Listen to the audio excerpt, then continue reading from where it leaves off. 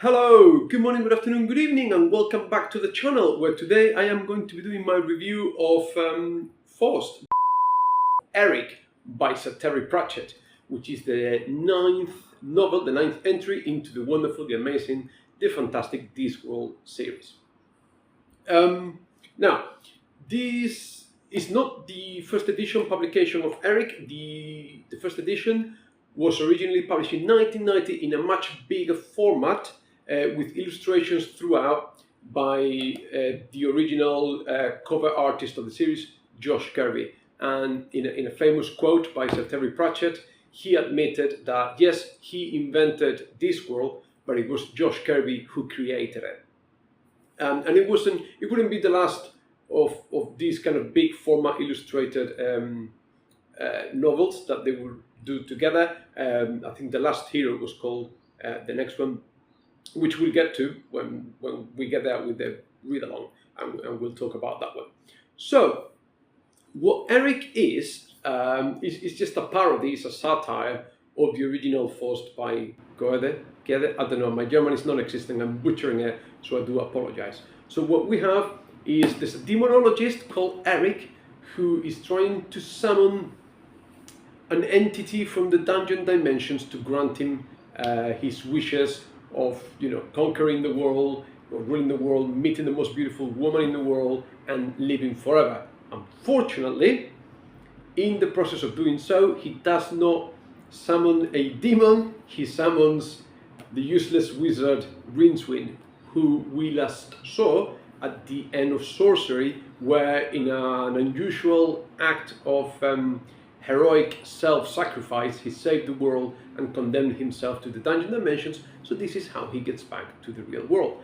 However, much like in the original Faust, Rincewind acts as this Mephistophelian figure that is accompanying Eric in his journey of reaching his three wishes of ruling the world, meeting the most beautiful woman in the world, and living forever. However, all those wishes come realized in a very twisted, silly, Pratchettesque way, and they are not at all what Eric envisaged when he wished for them. So I guess the deeper themes and the sort of the deeper message behind all the jokes and all the silly situations is very much like in the original work that it parodies, where you have to beware of what you wish for, lest you achieve it. But in a much more enjoyable, funny way than in the original one. But the message is the same. And I don't want to spoil the jokes or the situations. I think it should be enjoyed by everyone.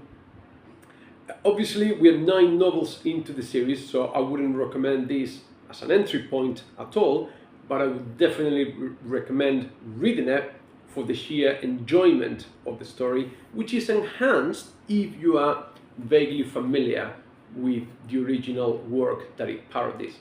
And if you're not, maybe get ChatGPT to give you a brief summary so that you start making the connections, because once again, and as usual, Sir Terry Pratchett shows his deep, immense knowledge of the literature classics that he constantly references when writing Discworld.